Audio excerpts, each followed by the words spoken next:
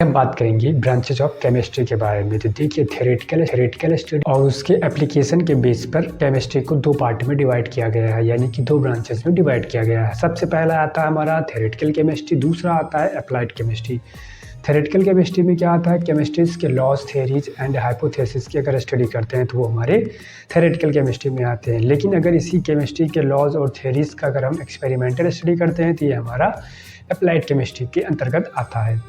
लेकिन ये केमिस्ट्री यानी रसायन विज्ञान की बहुत ही जनरल या नॉर्मल क्लासिफिकेशन या फिर ब्रांचेस को डिवाइड किया गया है। लेकिन ये बहुत ही जनरल क्लासिफिकेशन होता है। आगे चलकर केमिस्ट्री को आगे 4 पार्ट में मेनली डिवाइड किया गया है, जिसको केमिस्ट्री में organic chemistry, inorganic chemistry, physical chemistry और एनालिटिकल केमिस्ट्री के नाम से जानते हैं। ऑर्गेनिक केमिस्ट्री ऐसी केमिस्ट्री होती है जिसमें कार्बन या उससे बनने वाले जो कंपाउंड्स होते हैं उनके स्टडी की जाती है।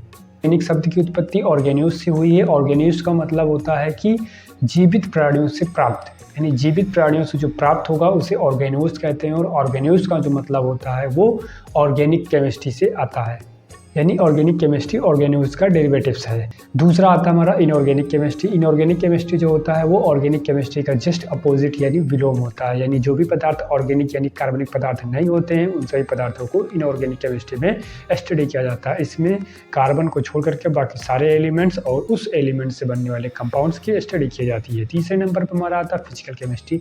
इसमें केमिस्ट्रीज के लॉज और थ्योरीज का अध्ययन किया जाता है। कार्बनिक और अकार्बनिक पदार्थों के गुणों के अध्ययन के लिए प्रयोग किया जाता है।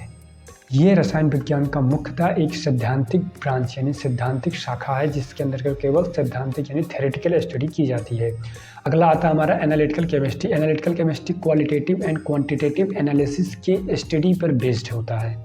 यह शाखा मुख्यतः लेबोरेटरी में प्रयोग होने वाले लॉज और उनके एक्सपेरिमेंट पर बेस्ड होता है। इसके अलावा रसायन विज्ञान को और अदर ब्रांचेस में भी डिवाइड किया गया है, जिसके अंतर्गत हमारा industrial chemistry, instrumental chemistry, agricultural chemistry, medicinal chemistry, Jio chemistry and astro chemistry भी आती है। ऐसे ऐसे रसायन विज्ञान को बहुत सारे ब्रांचेस में डिवाइड किए गए हैं।